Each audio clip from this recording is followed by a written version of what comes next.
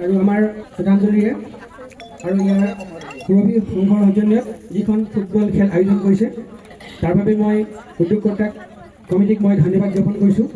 এনেকুৱা এটা প্লেটফৰ্ম দিব লাগে আমাৰ উঠি অহা ল'ৰা ছোৱালীক, যাৰ জৰিয়তে সিহঁতসকল খেলা ধূলাৰ মাজেৰে আগবাঢ়ি যাব পাৰে। প্ৰশাসনক পুলিচ প্ৰশাসনৰ তৰফৰ পৰা যিখিনি সহায় সহযোগিতা আগবঢ়াব লাগে সেইখিনি আগবঢ়াম বুলি মই কথা দিছোঁ। সুকলমে শান্তিপূৰ্ণভাৱে হৈ যাব তাৰে আশা ৰাখিছোঁ।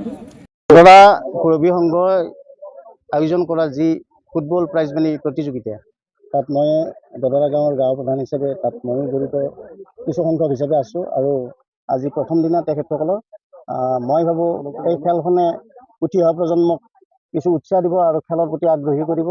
আশা কৰোঁ প্ৰতি বছৰে এনেধৰণে খেল অনুষ্ঠিত কৰি যাতে, যিহেতুকে আমাৰ তেখেত হিয়াৰ আমঠু মানে অসমৰ নহয় গোটেই ভাৰতবৰ্ষৰ এজন মহানায়ক বুলি ক'ব পাৰি।